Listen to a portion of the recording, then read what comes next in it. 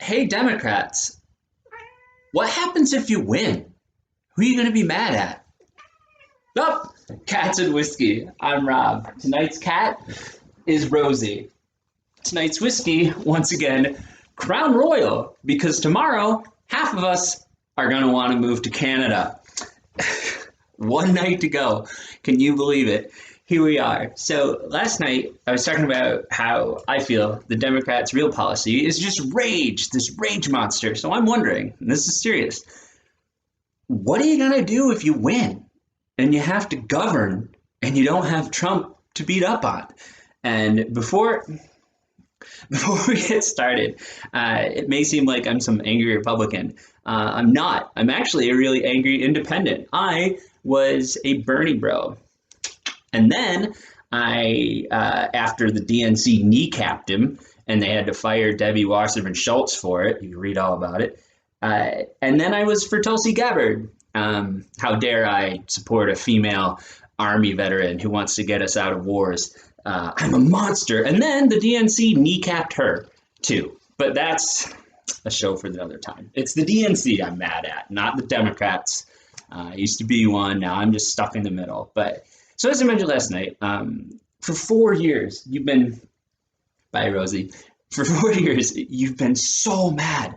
But where are you going to throw your efforts? Where are you going to throw your rage when you don't have your presidential punching bag? I'm asking because come on, admit it. You love being angry online. You post about everything he does. You post about all of his tweets. You pile on anyone who disagrees with you. You loved the impeachment. Admit it. You and Rachel Maddow every night at 9 cuddle up for your cocktails. And then you've got your late night hosts.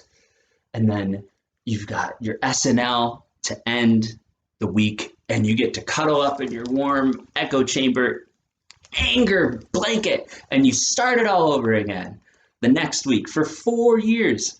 And it's okay. It's okay to admit. Nothing wrong with that. I'll admit stuff. I liked the female Ghostbusters movie. I thought it was awesome. I think they should make a sequel. See? Admitting things. It's okay. It's all right. But when your boogeyman goes away, when he goes away, what are you going to do when it's your guy in office? You think everyone you unfriended and fought with and all the family members and your friends, and you think this virus is going away?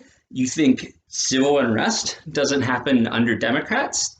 You think the gender politics and the race baiting, which I think was the only policy you had, you think all that you pulled is going to be forgotten? And I'm not the only one who thinks so. So Peggy Noonan of the Wall Street Journal, who's not voting for anyone, by the way, she wrote on October 31st, the progressive left endorses and pushes for the identity politics that is killing us. Andrew Mitcha of the same publication on October 27th, he wrote, the assault on the constitutional right of citizens to speak freely unless they affirm first the increasingly intolerant orthodoxy has been unrelenting. The nation's freedom is being abridged by incessant charges of structural racism, white privilege, homophobia, and intolerance, with few pausing to consider the effect on liberal traditions. And if you think I'm just some Wall Street Journal guy, here's Mitch Albom from my very own Detroit Free Press.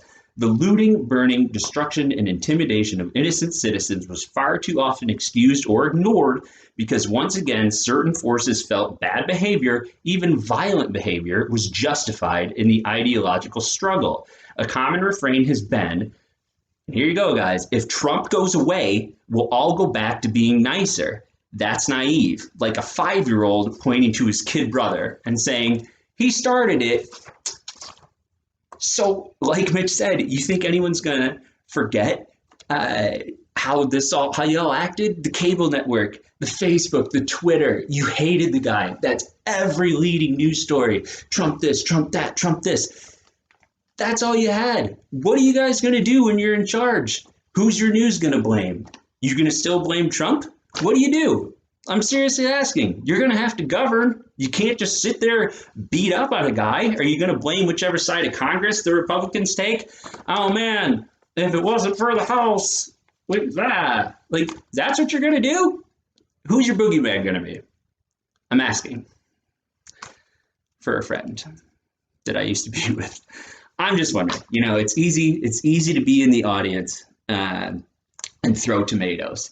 But when you're on stage, it's a lot harder to put on the actual show.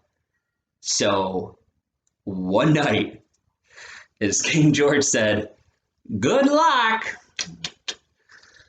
Anyway, I've been running by some of my friends, all Democrats, by the way. And they've given me some notes. What's up with your glasses? Well, these are Army issued glasses. Your taxpayer dollars at work. And I also rolled over on them in bed. Rosie doesn't seem to like you. Well, she's female, so what's up with the microphone situation? Look, I have one. I come prepared, but for some reason my computer thinks it's like I don't know. I'm not really a tech guy. And finally, what are your goals with this? I just want to entertain. I want to be on Broadway, be a guest on The Five or on Rachel Maddow, and I want to get back on radio. But anyway, lots of military stuff coming up. I've been recording a lot of stuff on that, but one night left, guys. Hold on to your butts.